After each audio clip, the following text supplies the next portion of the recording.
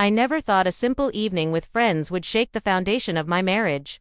It was supposed to be an ordinary night, just dinner at home with my husband James and his best friend, Ethan. But what unfolded that night made me question everything I believed about my relationship, myself, and the life we had built.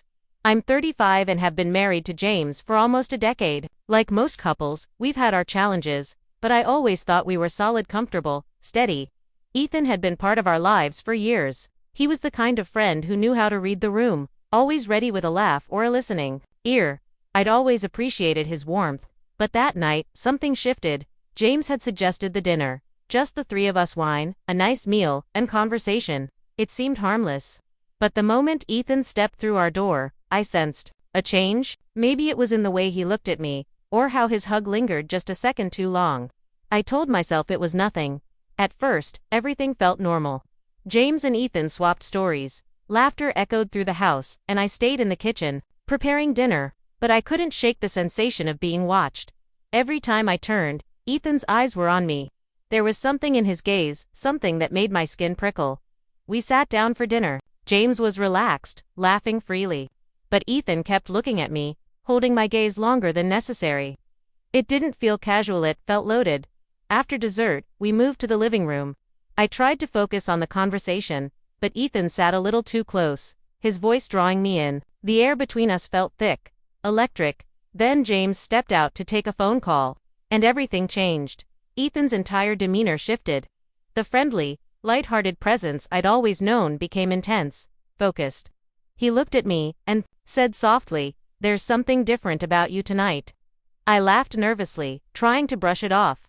"Different how?" I asked. He paused. "More alive. Like you're really here." I didn't know how to respond. His tone, his eyes, it all felt like it was moving toward something I wasn't prepared for. Then James came back, and just like that, the moment passed. But I couldn't unfeel what had happened. That night in bed, I lay awake replaying it all. Ethan's words echoed in my head. I didn't understand what it meant yet, but I knew it was the beginning of something I couldn't ignore.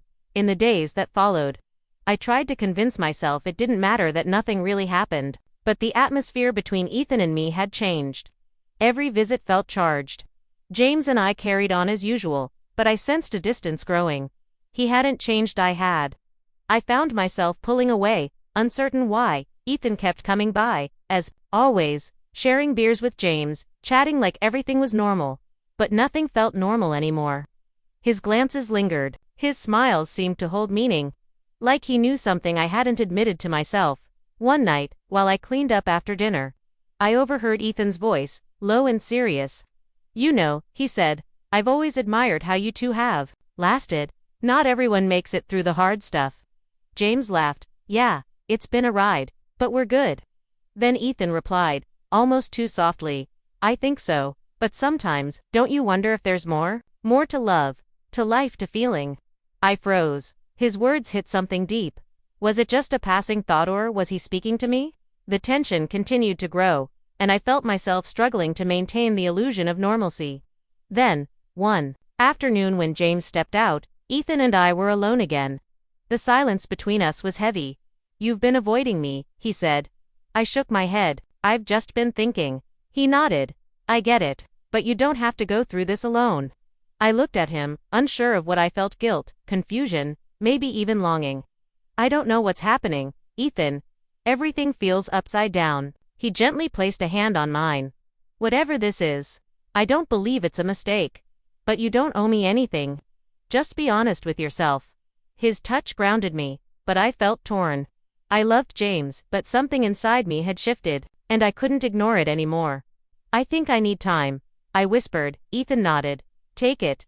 You deserve clarity. You deserve to be happy." As I sat there, holding the weight of it all, I didn't have the answers. But I knew one thing: had to find them for myself. Whatever lay ahead, I was finally ready to face it.